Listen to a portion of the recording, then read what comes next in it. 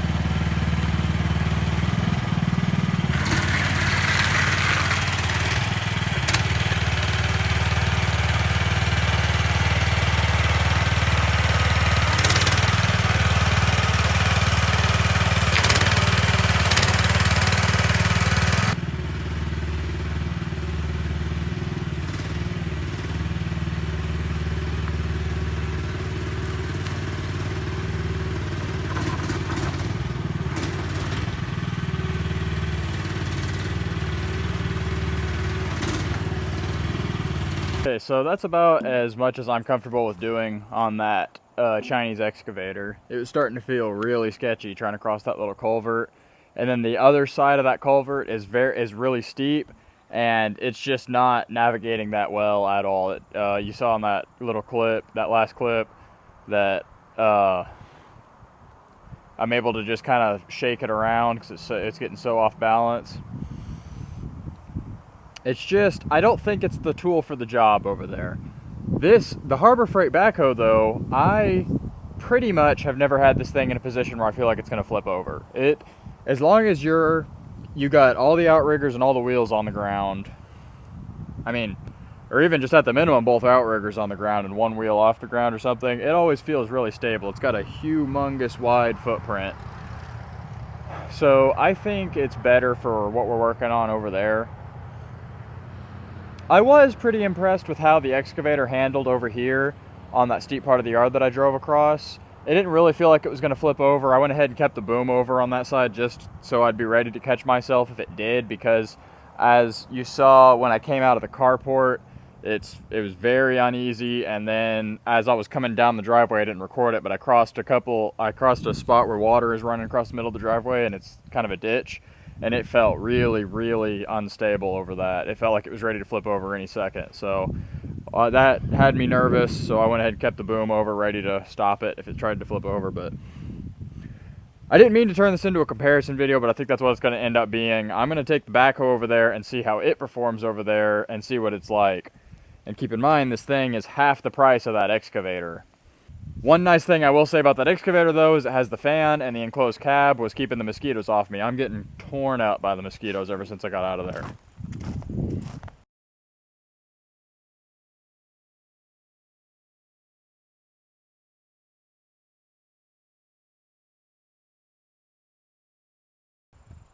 Okay, I'm going to go ahead and leave this portion real time. Every time I do a time lapse, everyone gets frustrated because they don't know how fast this thing is actually moving.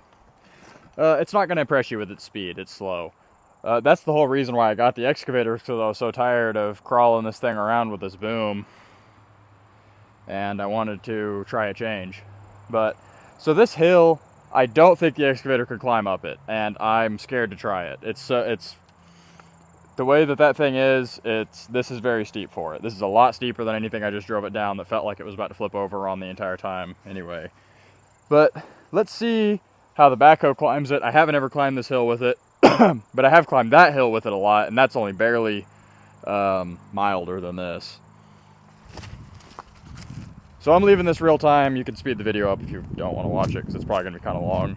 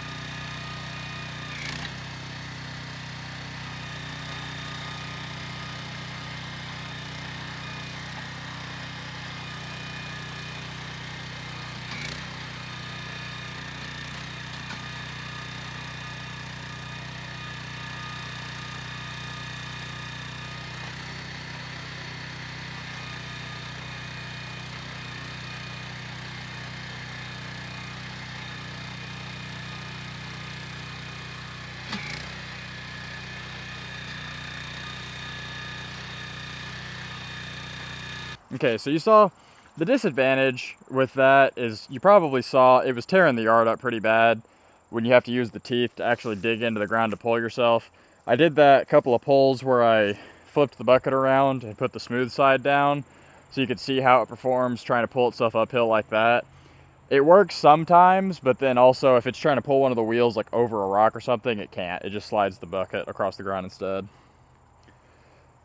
So I guess that's all factors to keep in mind when you're trying, if you're going to be someone who's comparing both of these. This thing, I would say that this is better at navigating unlevel terrain better than that mini excavator. But it does come at the cost of you're going to tear your yard up if you're somewhere where you care about that. I personally don't at all right here. I've got landscape work coming on next year or so. And I'm taking a alternate route over to where we're working than I did with the excavator. That's because this is a more treacherous path than the way that I took. That was the tamer way to get over here. But this is, at least going up that, I didn't feel confident doing that in the excavator. But when I go over there, I am going to go drive through that culvert and stuff, put this thing through the same test as that excavator, which the problem wasn't actually driving through the culvert. The excavator did that. It was the steepness. You can see that culvert over there. It's how steep the ground is on the other side. I was going to have to spend probably an hour clawing out dirt to give myself a level spot to sit, and then everywhere I needed to go after that, I was going to have to dig it out level. That's the good thing about this thing, is it can work on uneven terrain. So I figured this would probably be more beneficial to take over there.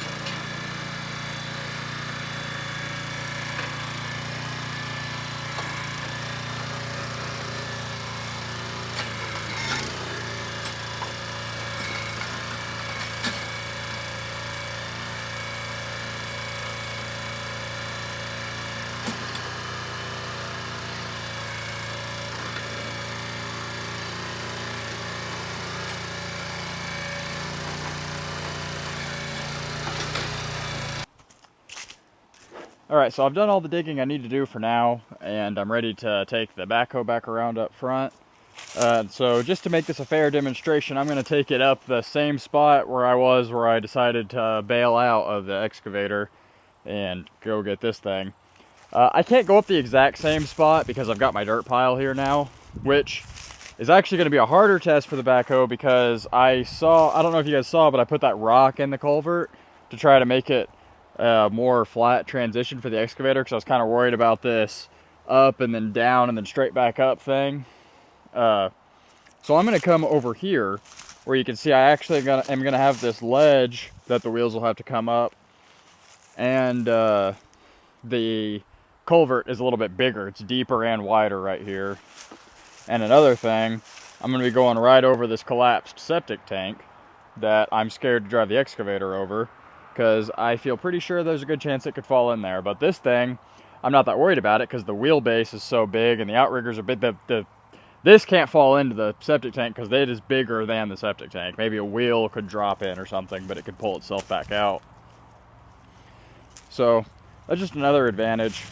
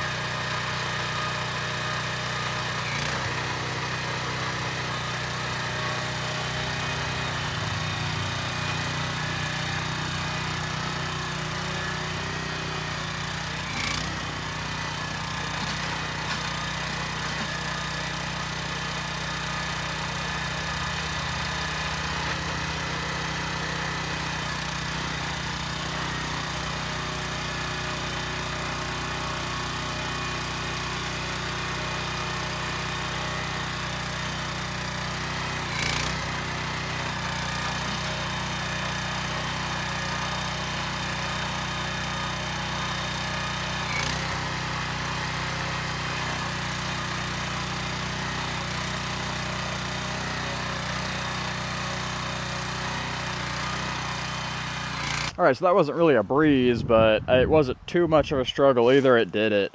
The hang up I was having was, you might be able to see this paint here. I was hung up on the bottom of the tongue.